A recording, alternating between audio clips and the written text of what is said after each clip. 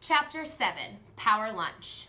Wednesday, Kaylee was missing from school, which was a real bummer because Cleo was dying to tell her about the business she planned to start at New Heights, once she thought of one. Cleo had called her as soon as she could that afternoon, but Mrs. Ortega said Kaylee wasn't feeling well and couldn't come to the phone. Kaylee was late to school on Thursday, but not too late to hear Mr. Boring make an incredible announcement. They would not be doing the usual 5th grade family tree projects. Cleo couldn't believe it. Mr. Boring had just become her favorite teacher ever. Raise your hands, please. What does it mean to have a passion for something? He wrote the word passion on the board. Cleo's hand shot up in the air. Fortune was always talking about fashion. It was Fortune Principle number 1. Passion is purpose. Cleo, a passion is something that you love to do. It's how you know your purpose in life. Wow, purpose in life. Yes, great. Something that fires you up, that you like learning about, or doing so much that you could learn about it or do it all day long. Like robots? Quentin asked. He'd been known around school as Computer Head Quentin ever since he coded his own software in the 4th grade. Sure, robots could be a person's passion. My mom says hers is chocolate, Cole said. That could be a dangerous one, but yes, some people, I suppose, food is passion. He looked around the room. What about you? What's your passion? Cleo's mind was whirling. Nothing wrong with family trees, but I've got to make sure I don't live up to my boring name. So this year in this class, we'll be doing passion projects. Ooh, a passion project. Cleo loved the sound of that. This is your assignment. Ugh, there it was again, that word. Mr. Boring had gone the whole first day of school without using it once. She kept listening though, because at least this time the assignment was connected to something that sounded splendorous. In their projects, he wanted to explain they would prepare upfront presentations to give their classmates as experience of their passion. She couldn't believe how perfect this was. Of course, she would make the focus of her project the business that she had planned to start at school. She straightened her name tag on her desk. Cleopatra Edison Oliver, CEO, was going to rock this assignment. All she needed now was a business idea. Mr. Boring asked them to get out their journals and spend a few minutes listing their passions. After that, they would choose one and spend a few more minutes writing about that particular passion. They were brainstorming, he said. Cleo could brainstorm later. Right then, she needed to tell Kaylee, her future COO, her plan. So she quickly ripped out a page of her journal and she wrote, Kaylee, Cleopatra Enterprises Inc. is expanding into the school market. 3 exclamation points. I need a new business idea. Maybe your fantastic hair clips and a COO, which of course needs to be you, since you are the most organized person in the entire world. And of course, my BFF. Will you, pretty please? Here's to our future success. XOXO, Cleo. P.S. I jumped onto the roof of our house the other day. It was awesome. I shouted your name, but I don't think you were home. Mom was mad, but thankfully she didn't grab me from TV because Fortune was amazing, per usual. I've got to find a way to get on her show. She folded the paper about 16 times. On her way to sharpening her pencil, she quickly dropped the note into Kaylee's lap. And she watched from her place in line behind Computer Head Quentin. Kaylee read the note, then turned over the paper and scribbled back a reply. On Cleo's way back to her seat, they did another handoff. Fortunately, Mr. Boring was too busy asking Micah to stop singing to notice.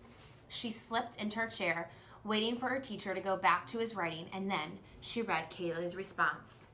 Of course I want to do it with you. I don't have any business ideas. How are you going to get on Fortune's show? Your BFF, Kaylee. Smiley face. P.S. My clips kind of take a long time to make. P.S.S. What's a COO? She was so happy that Kaylee Ortega was her friend.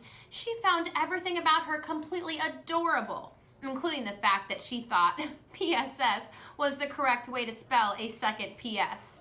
Cleo would convince Kaylee about selling her clips eventually.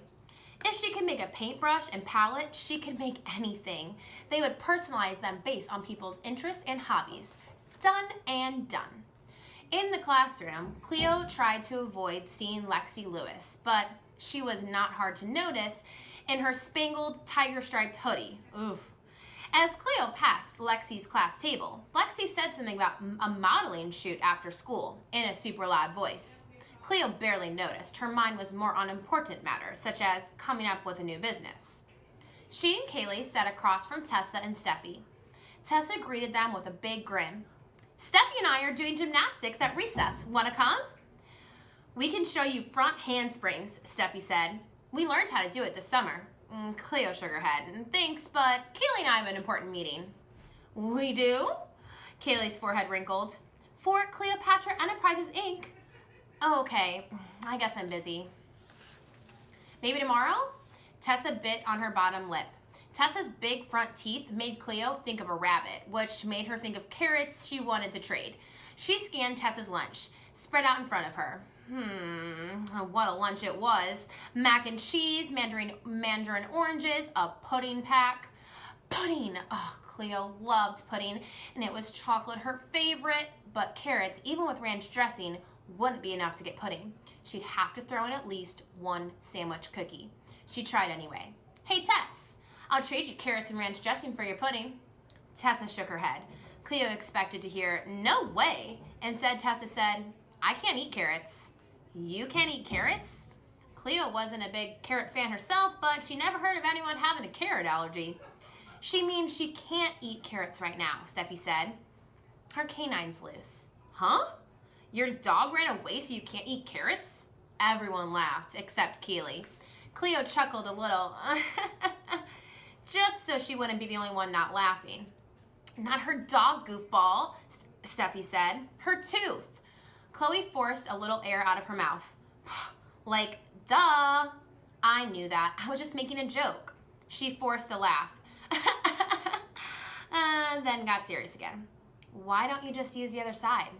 They're loose on both sides, Tessa said. I'm afraid of them coming out. It's going to hurt.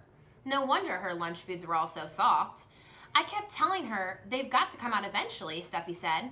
So why not just get it over with? Seriously, that's what I've been telling my brother Josh. Plus, her tooth fairy pays a lot of money. Chloe perked up. How much? She asked. Tessa looked a little embarrassed. $5? A tooth? Cleo shouted. Tessa nodded. Cleo made some quick calculations. That means your mouth is worth $100. More if you get your wisdom teeth out. Cleo did a survey around the table. It was the same for Steffi, Emily, Quentin, Noah, even Kaylee. Kids got dollars, not cents, for those teeth these days. Cole and he and Lexi got anywhere from $5 to $10 a tooth, depending on how generous the tooth fairy felt that day, or whether she got a bonus in her paycheck that month. At first, Cleo was miffed that all she got was a goofy poem about her latest lost tooth, 2 shiny new quarters, and a pack of sugar-free gum. But that didn't last for long, because suddenly, as she looked out across the cafeteria, watching kids biting into their pizza and their celery sticks, she didn't see teeth. She saw a business opportunity. Cleo crunched on her carrot. Yes, she had planned to trade, but she was just given incredible information. It wouldn't make her a multimillionaire, but a ready-made audience sat all around her. She had got her next business idea. At recess, Cleo and Kaylee ran to the spot on the grassy hillside. I now call to order the first official executive meeting of Cleopatra Enterprises, Inc. Cleo opened her notebook. Agenda item number 1. She planned to launch right into her business proposal, but Kaylee was staring out into the field, not paying attention at all. Earth to Jelly. Come in, Jelly. Oh, sorry. Did you say something? Not really, not yet. Just starting our meeting. She paused. She was dying to get her latest business idea. Why weren't you at school yesterday? I tried to call you. Is something wrong? Kaylee shrugged. She picked up the grass around her shoes. Just my dad. Of course, that was a dumb question. A lot was wrong in Kaylee's world. Mr. Ortega had left his family 4 months ago. How could a parent just walk out like that? He could come back.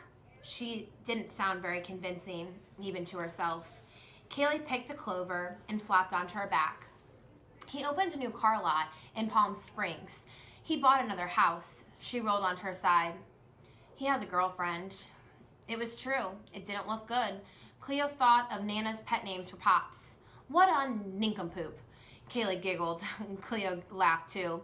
She always laughed at that word. She said it over and over, sliding her voice up and down, stretching into one syllable and then another. Your dad is a nincompoop, nincompoop, until her stomach ached from laughing and Kaylee was spread eagle on the grass and wiping tears from her eyes. Whew, Kaylee let out a big breath. So, what are we meeting about anyway? I've got an idea for a new business, something we can do while I wait for you to make a bunch of barrettes. Teeth. Kaylee's eyebrows pulled together. Huh? A tooth pulling business, Tessa, and a lot of the others, even you all get plenty of money for your teeth, right? Right. So we're going to pull out all of the loose tooth for a small percentage of people's tooth fairy money. Kaylee thought for a moment. But why would people pay you when they can just do it themselves? Or maybe go to a dentist? Dentists are expensive, and you heard Tessa. She's afraid of it hurting. Cleo looked back onto the field where Tessa was doing a backhand walkover. Steffi was trying to help Miss Mia Jeffers, but Mia was stuck in the backbend part. Lexi Lewis stood nearby, shouting, "Just flip your legs over," as if she were the expert. Cleo would just like to see her try. Kaylee still looked skeptical. So you're going to find a way to pull teeth out without hurting? Possibly. How do you do that? What? Pull out your loose teeth. Kaylee's eyes looked one way and her mouth scrunched. I don't know. I guess I just wait a super long time until they're really loose and then it doesn't hurt so bad. But it still hurts. It does always hurt. Cleo thought about her own teeth that had come out. Okay, maybe you're right, but I still think we can make it work. So, are you with me? I don't know. Come on, KK. Cleo shook Kaylee's arms. You got to believe in yourself. Kaylee squinted. Her squished face made it look as if she just tasted something rotten. Cleo jumped to her feet, pulling Kaylee up with her. As fortune principle number 3 says, doubt is more deadly than failure. And we're gonna do it. Thank you for listening in on Chapter 7. Keep on reading, Donahoe Dolphins.